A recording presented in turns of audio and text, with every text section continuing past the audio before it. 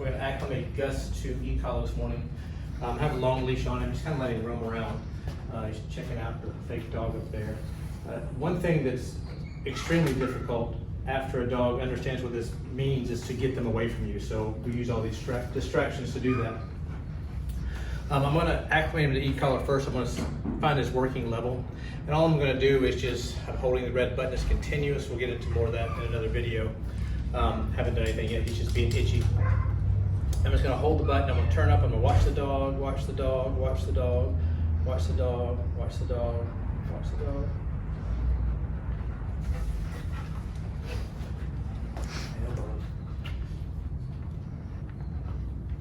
That. Okay, level 11. I do a best out of 3. I just want him to look around like, hey, what was that thing that just happened, right? You see him look at his curiosity was like, hey, what just went on, all right?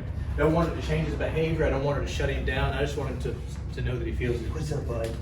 How are you, huh? What do you think? I'm gonna do the same thing. That was level 11. I kind of do the best out of 3. I'm just turning it up slowly. Good. Level 7. You see him just looking around like, huh, what is that? What is it? Do it one more time. Level 6. I'm gonna go to about level 5, just kind of happy medium. These go to 100, so that's very low. Level 12 is where we feel it. So now what I'm gonna do is I'm gonna start layering the leash with the e-collar. What I want the dog to understand is moving toward me makes that funny feeling go away. So he's on the balls. I know. I don't mind that he has the ball. It actually takes his brain off of what's going on. I know. So I'm giving him the leash information. Oh, yes. So I bumped up to level 11. What's this? Do you think it's another ball? I'm gonna use that ball to my benefit. Go back down to level 7. I hold the button, give leash information. Boom. When he moves toward me, I let it go in reward. And you notice it didn't change his behavior at all, okay? So I'm gonna keep that level 7. Leash very good. Oh, yes. What I want him to understand is I'm the source of his everything, okay? Good. And after 2, he's a very smart dog, so I didn't do anything there. And what you end up with is a dog that just starts to stay by you. Good boy, right? In all actuality, what I'm doing is I'm creating a negative away from me and a positive right beside me, okay? So dog moving away from me is a negative, finding me moving toward me, layering that release pressure. Oh, you got the ball. Good boy, you're fast. You're fast.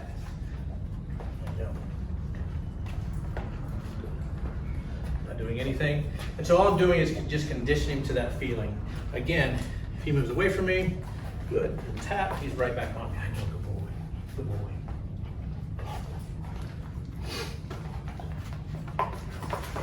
All right, ball's distracting, boom, right back toward me. So all I did was hold the button down, and then as soon as you just looked at me there, I just made it go away. All right, I'm gonna stop it, maybe not. Oh, yes. All right, is that yours now? Oh, yeah, let's put it away from here, get that. Not your hot dog hands. All right, so I'm gonna use Dad as a distraction. Level 7, I'm gonna just hold pressure, red button. He's pulling against me, see him pulling against me? I'm gonna slowly dial up. Good, yes. Oh, he's got the ball. All right, so that's a partial win, I'll take it. So I ended up on level 16, all right? I'm not gonna start on level 16, I'm gonna start back on 0, okay? And I'm just gonna hold this red button, turn up, leash pull, and see how lightly I'm pulling the leash? So he pulled into a down, he gave me a little bit. Good, yes. All right, ended up at level 7 again. So he's going toward Dad, I'm gonna stay on level 7, holding button, leash information, leash information, leash information. Oh, yes, right? Now, I don't expect him to like me more than Dad, right? Dad's the center of his world. But I do expect him to understand when I give him this leash pressure and hold the button that he moves toward that, okay? E-collars are not directional. The dog has no idea where they're coming from. If you put it on the dog and expect the dog to amazingly respond or do some obedience skill without conditioning, without giving information, then you've just lost it. You don't have any business using it. So I want to make sure for a good while we're going to pair the leash with it. So he's still locked on Dad, red button, leash information. Good boy. You see him like still locked on a dab, but he's moving back toward me because of this, all right? So a little shake of the head, I'm gonna go down. I don't want it to distract him at all at this point. I just want it to be where he can feel it.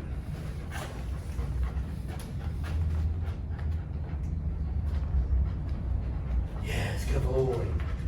That's like, oh. All right, again, I do the perfect distraction. Good boy. So I dialed up a little, I'm on level 8. And I'm just gonna keep doing that until I get to the point where I can just tap this button and he just moves toward me. What do you think? Good boy. Going down just a little bit, level 6.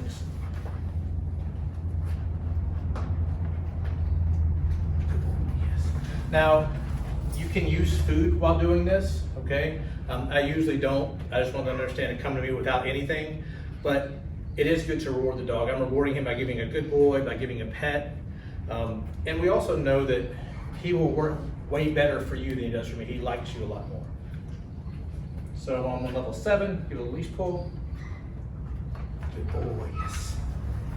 All right, so I know that he knows what the pressure means. It means to move toward me. He has at least a basic understanding of it, all right? So I'm going to start working him into the heel. Okay, so we're gonna start layering just immediately. We did the e-collar intro for what, 4 minutes, all right? Smart dog, he understands, feels this, look toward me. You guys have done a good work on the foundation as far as positive reinforcement. And so we're gonna start immediately working into the heel, still using the leash. I'm gonna give him a little red button, give him a pull, so that he's in a good position. And I'm just gonna start moving around the room. Now you can also do this with food. You can do all of this stuff with food.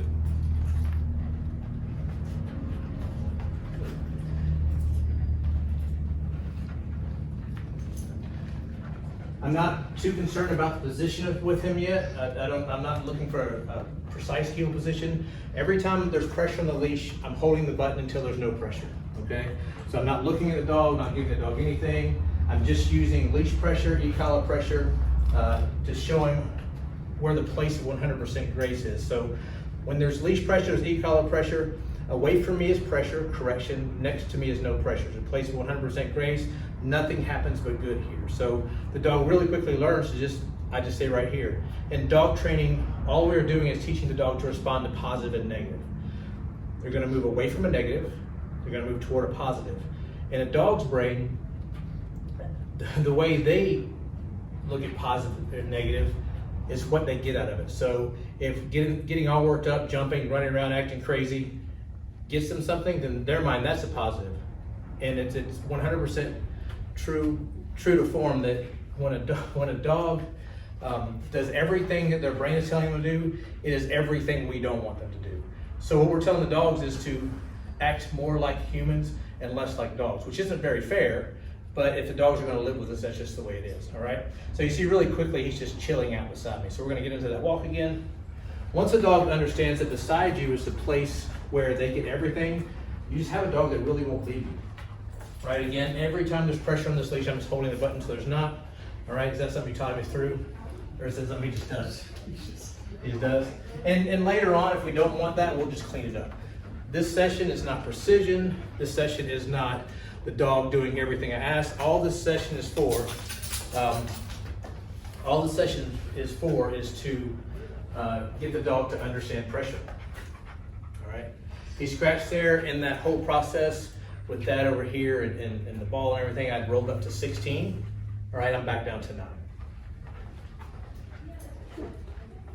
Anytime there's pressure on that leash, I'm holding the button until there's no pressure. Now I'm just gonna start doing turns.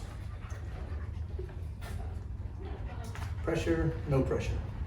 Pressure, no pressure. Pressure, no pressure. Good. I'm gonna start doing inside turns. Now, anytime there's pressure on this leash, that pull back, I'm holding the button until the dog takes the pressure off the leash. Pressure. It's not a ball. He thinks everything's a ball.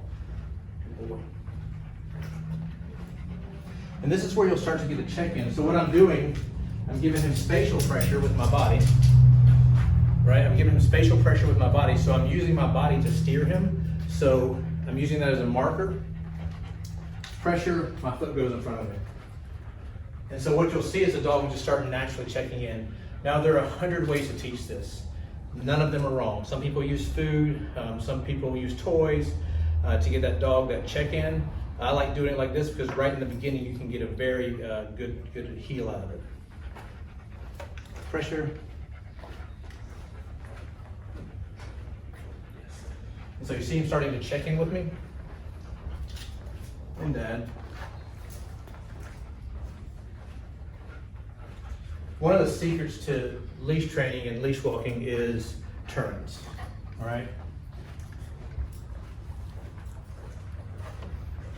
And again, anytime you see pressure on this leash, I'm holding the red button and letting go when there's no more pressure on the leash.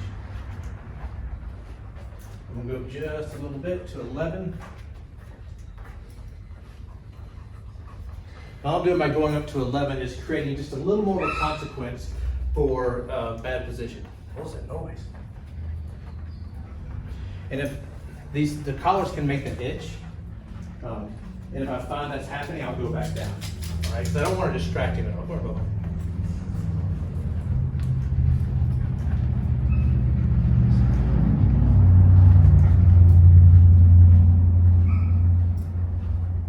So did you see him do like stutter step and he stopped himself? He was like, wait, I'm supposed to be right here. So you saw him start to shoot ahead and then he caught himself. He's like, pressure or no pressure?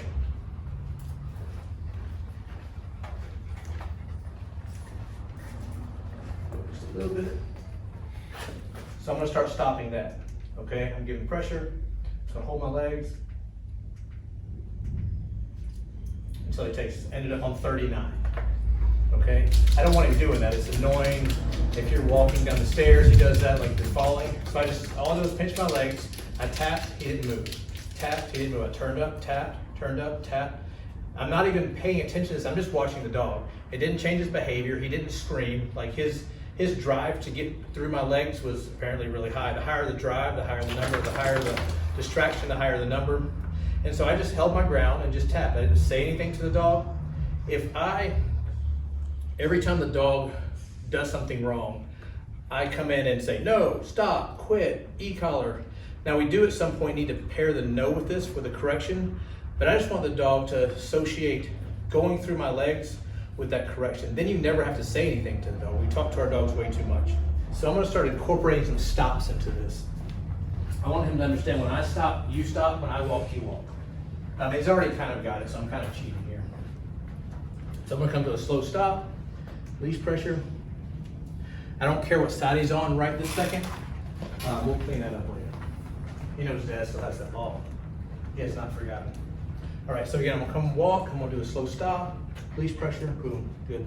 A level 15, and we'll go down to level 9. So let me tell you why I went up to 15. I know he understands leash pressure. I know he understands collar pressure. I know he understands the e-collar pressure is not freaking him out. When I come to a stop, I want him to hit an electronic wall, okay? So we're walking. I'm a little higher, still not at really correction level, still at working level, but it's gonna be a little bigger deal when I stop for him to keep walking. So I go up just a little bit to make the correction just a little bit more intense.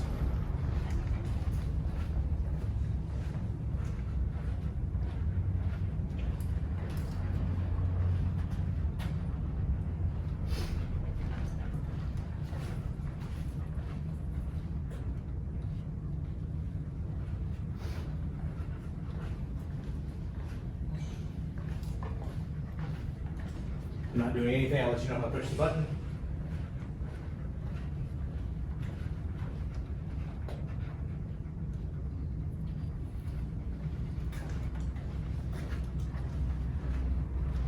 Start doing reverse turns the other way, about face. A little harder for dogs with this because there's no visual cue.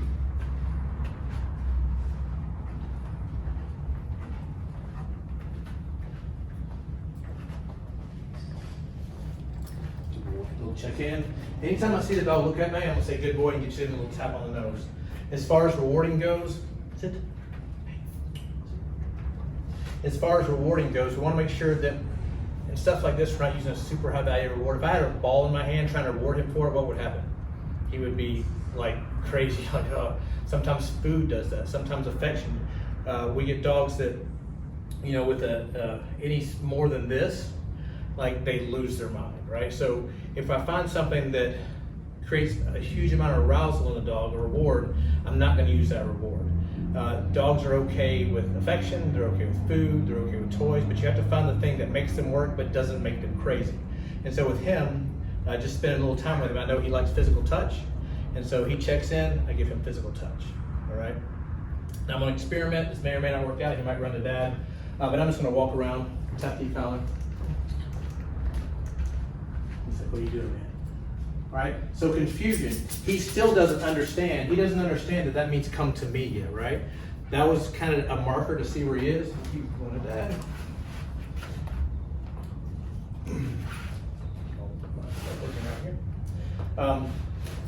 I like to drop the leash. My organization skills.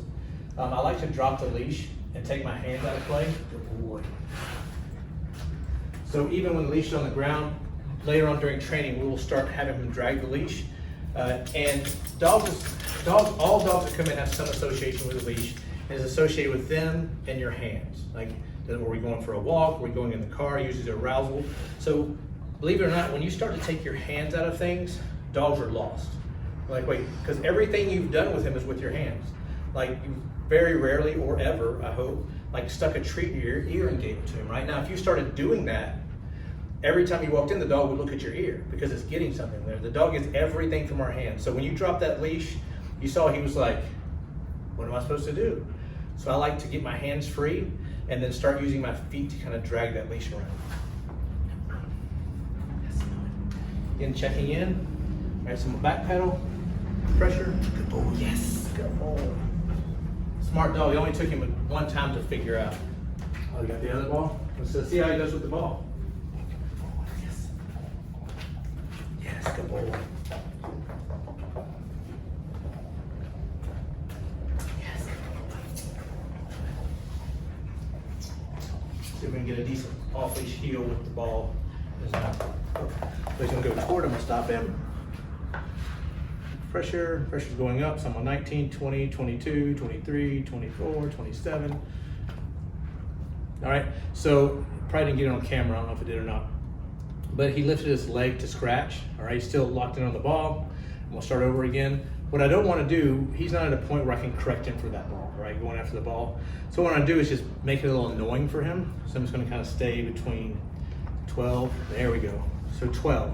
So I had to go up to, I forget what level I said it was, like 20 something. But as soon as I started to see him uncomfortable, I made it go away because he still doesn't really understand what it means yet, right? So I'm gonna go back to 0. That ball. And so since, he's still not taking us off that ball. And so at home, if you know balls are his thing, use those for a distraction because you'll really quickly get to the point where he just will not leave your side. He's gonna be right here as long as he's on that leash, but you're gonna have to find some way to get away from him. So this is perfect. So I'm gonna do it again, I'm gonna dial up. Yes, good boy. Good boy. Oh, he's like, you are not as important as the ball. Good boy, yes.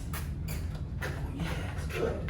So it took a little coaxing to get away from it. The ball's a very high value thing. And just stop, good. Still not using my hands, all right? I didn't do anything with the e-collar, I just stopped. He felt that pressure associated with what we've already been doing. What do you do? Right here, okay? Use that to our advantage again. Not doing anything, quick tap.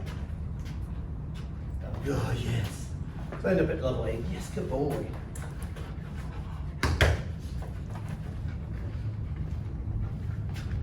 Not doing anything, tap on 8, good boy, yes. So you see his attitude?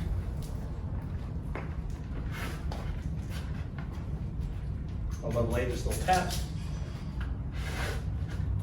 So I'm not going to use any e-collar. The e-collar's starting to aggravate him a little bit. I'm just going to go to leash. Yes, good boy. We want to make sure that we keep a good balance between leash and e-collar at this point. The dog still really doesn't understand what this means. If I can use that leash, good. No collar at all. I'm going to keep using that ball to my advantage. He's still pretty locked in on it. Leash again. Good boy.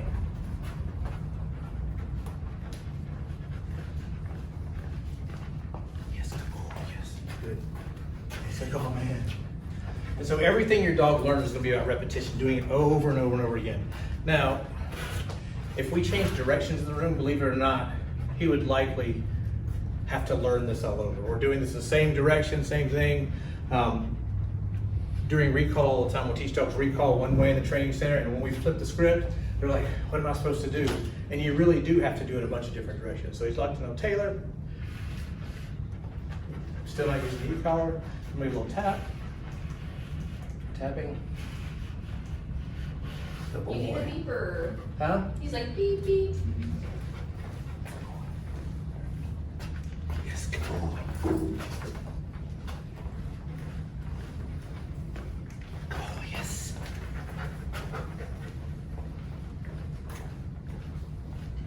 Yes. I know. You see how playful he is? Like, I want to keep that up. I want to keep this attitude up where he's like, hey, this is a great time. When you start to get into e-collar and dog shutting down, personal opinion, that's super bad news. Like, I want the dog to understand when you feel this is time to work, it's time to do something. It comes from a working dog background. I cannot stand to see a dog like moping or like, oh, I got to do this because if not, he's going to get me, right? I want him to look at me and say, yeah. So I incorporate a lot of play, a lot of fast movement, a lot of redirections. As far as a session, he's about done. You can just tell. He's like, okay. You want to keep your sessions, I like to keep them under 5 minutes. Like, we could do another one in 15, 20 minutes. But as far as just a session, once they get acclimated to e-collar, 5, 10 minutes max. Smaller sessions, a lot of them throughout the day. When you're learning something new, you learn it in small increments. You learn, when you're learning math, first you have to learn the numbers, then you learn some addition before you learn subtraction. And you start to build those things, those skills on top of each other, but you need time to process. Processing time is kennel time. So once we train the dog, maybe the dog goes in the kennel for 15, 20, 30 minutes, sometimes an hour, depending on where they are training. And that's where they really digest what's going on. You know, no digestion is done on the training floor, like none. We're patterning behavior on the training floor. If you look at dog training, less like dog training and more like patterning behavior, it changes everything. So I'm just doing the same thing with this dog over and over and over again until it becomes second nature to the dog. All right, he's going away. You still focus on that ball. Good boy. Level 15, good. You see where he came? All right. We didn't work on any of that, right? You guys worked on sit. You guys worked on down. You got positive reinforcement, teaching that portion of it. And so I've patterned him to come beside me, right? But you guys have done the work of patterning him to sit or down to chill out. And so he went over there and sat down, right? And then I gave him a correction. It was on level 16, just one tap, and he's right here, right? And this is where I'm talking about, like, I can tell mentally he's just done, right? He's like, okay, we're done. I need to rest. Working those sessions, you know, give him a good workout, good mental workout, good physical workout, and just let him be done, all right? So, Mom, you want to throw the ball for him? I want to end every session on an up, so it's just free time to have that ball, and just do your thing with it. There's no more. I'm gonna take all that gear off of him. He said, "Where are you going to take my ball?"